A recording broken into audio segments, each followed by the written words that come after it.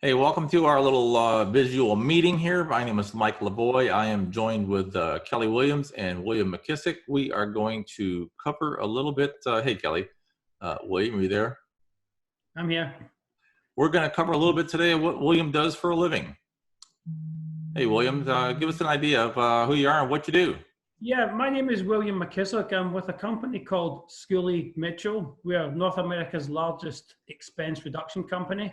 We effectively go into businesses and we help them save money, looking at specific areas like telecom, credit card processing, shipping costs, and waste costs. We provide an audit of those services. It takes us normally about 4 to 6 weeks to do that audit, and we only charge fees from our clients if we find savings and if they accept our recommendations on our savings reports. So there's nothing to lose for these clients. If they're on the best rates, we'll confirm it. If they're not, we will negotiate better deals for them.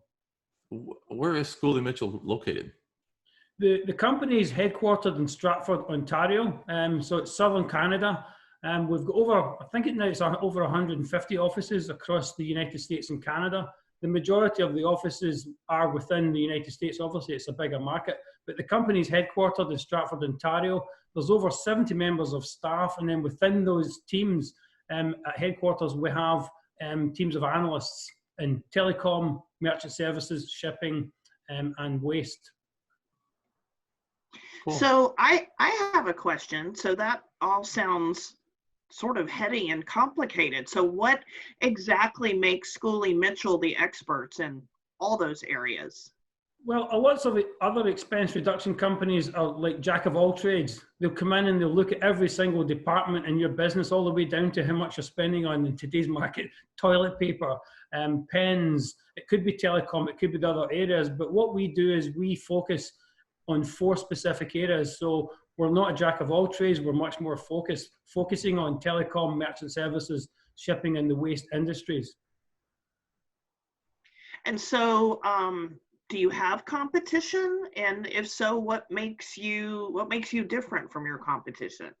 Again, it's that uniqueness that we continue to work within specific industries as opposed to being a jack of all trades. And obviously that we have a huge team at headquarters supporting every single one of us.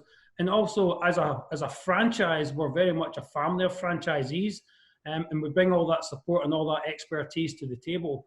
It gives us just that little bit extra that other companies don't have. So I guess I need to understand this. The services you offer are strictly with telecommunications and what else? It's telecommunications, which is anything from cell phones to landline phones to internet, TV. That includes vehicle tracking devices, electronic logging devices. That's all telecom. If you're paying credit card processing fees, we want to look at your contracts and your billings for errors and improvements on those services. There's small package shipping, which is anything from an envelope up to 150 pounds package, and anything that you pay for waste disposal, absolutely anything. So those are the key industries. And one thing to highlight is that we don't sell those services. We represent the client. It's like I'm in your corner with my team of analysts, knowing what the guys who are trying to sell you these services are doing almost better than they do. So you go out to the client, you go out to your client and look at what the services they're using in those particular areas, come up with a savings, hopefully. And out of that savings is how you get paid. So you don't get paid till you actually produce some kind of savings. Yes, our payment is a share of the savings. If we don't produce savings for our clients, we don't get paid. Having said that, it's not just about the savings. When we're doing the audit, we're looking at the services. We'll look at the equipment the client uses. We want to make sure they're completely optimized from the equipment service all the way through to paying the right price. And one of the huge things that we bring to the table in doing this is that we've got over 22,000 clients. We know what the guy next door to you is paying. We know what the company down the street's paying because we've negotiated so many deals, and we've got that ability to go back to the vendors and we know what they're charging other customers, because the salespeople won't give you the best price. That's just the nature of the beast. They won't give you the best price. You have to try and negotiate that price down, and they'll stop at some point, which is a good deal to you, maybe not the best deal for them, but we can always negotiate further. So, William, I own a marketing public relations company. And so I'm always, Mike LaVoy sometimes calls me a shameless self-promoter, but I'm always looking for promotional opportunities. Is that something that you do for your client businesses? Yes, School of Mitchell is very much about helping the business community. For example, if you gave me, well, your logo is actually on my website, and that's a great example. You gave me your logo, my team at headquarters put it on my website under community development within my website. So if somebody comes to my website and sees your logo and clicks and thinks, what's that? It takes them directly to your website. And we do that for all our clients and certain businesses that we work with and talk to within the community. We also actively promote promotions for businesses and social media for free. So for example, if you give me a flyer of information, I send it to headquarters, and my team at headquarters puts it on Twitter, LinkedIn, Facebook, all the social media platforms for absolutely free. So we're definitely trying to help businesses in more ways than just what we do. Also, as franchisees and me personally, I like to help businesses find other ways to save money. For example, I work with another company that does cost reduction in areas that we don't. So that person works side by side with me, and I'm happy to introduce him to my clients, where recently one of those referral partners saved my client $100,000 on property tax. So that's an example of how we're always trying to help our clients with our services, but in other areas as well. And that includes marketing and services we don't deliver. Well, okay, there's got to be some kind of process here on this. I mean, it's not, you just don't come in the door and start doing this. How do you get started, and what kind of a process do you go through? And pretty much, when will I start saving? When will I start seeing some money back to me?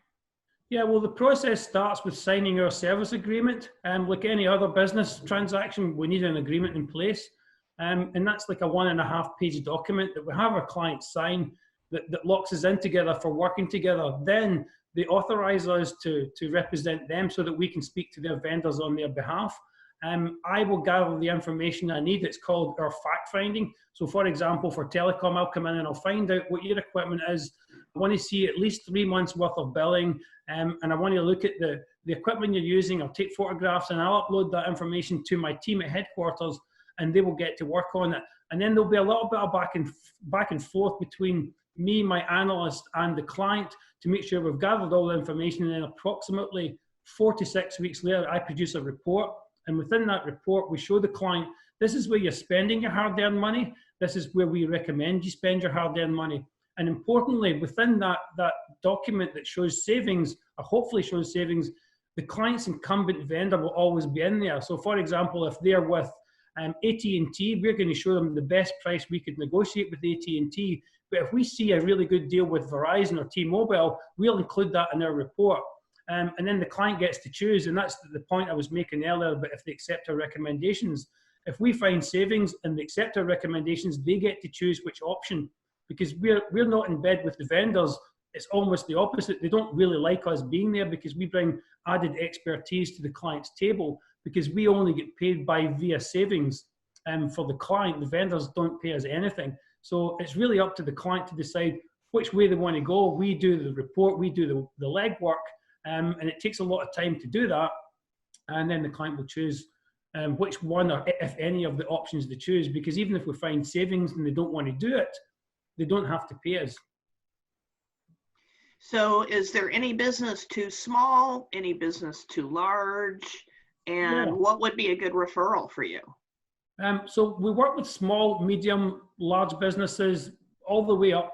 A good referral for me personally, as a School of Mitchell franchisees, we all bring different experiences and expertise and things that we like to do. I personally like to try and work with more e-commerce businesses. Also, I like working with wholesale distributor businesses, manufacturers. But having said that, any business, I have a tutor client, I have a dentist client, I have an auto repair shop client, as well as some of those bigger ones. And a great example of working with the bigger clients is one of my clients with their shipping costs. Their vendor told us when we started operating for them that there's no savings to be found. The client's on the best deal. So we got to work, and because we've got thousands of clients, we knew the shipping vendor had better deals with other clients. So we went back to the rep and said, you're not giving us the best deal because we know you have a better deal there. So it took about 3 or 4 months to get that deal in place. And we found $60,000 a year of a saving for that client. And that went from a starting point of the vendor saying, you're on the best deal, this is all we've got. And the client doesn't have the time or the knowledge or the energy to continually press on that, but we did. And further to that story, we went back because the vendor had dragged their heels so long. We went back and said, we want some of the backdated money because you took so long from when we started asking for money. We knew that deal was there. So my client recently got just under $10,000 of a rebate added to their account on top of the $60,000 a year we saved. So that's an example of the work that we are doing because we've got the time and the resources, and we even have software tools that looks for billing errors to make sure the clients are getting the best deal, because the reps they're trying to get as much money out of their clients as possible, whereas we're the opposite. We're trying to reduce the client's costs as much as possible. Well, as a former financial advisor of mine used to say, 2 strategies: make more, spend less. And it sounds like maybe yours is a 3rd strategy, which is have a cost saving strategy in place. Yeah, absolutely. Because if you're a business, how many hurdles do you have to go through to make a sale? You've got your competitors, your peers, your legislation. You've got all that hard work to make money and put it in your profit center. And at the end of every year, you're going to go to a CPA or an accountant and say, keep as much of this money as possible for me. And you're going to pay them whether they do that for you or not. In our case, with shipping, merchant services, waste, and telecom, you're leaking money there. That's a cost to your business. And we're saying, including taking care of us, our share of the savings, you will be paying less in those areas. Therefore, you'll be keeping more money in that profit center that you spent so much hard work to get. Because it's not always about getting more sales to earn profits. You have to look after what you're paying for your business. And the areas we look at often represents 15% or more of a business's costs. Well, thank you very much. And Mike, I'm going to turn it back over to you. Thanks for sharing your Zoom room today. And William, thank you so much. That's really interesting. And while we are all home, sheltering in place, what a great strategy to look into further. Thank you. Yeah, one little thing I'd like to add to the story is that the average saving we find is around 28%.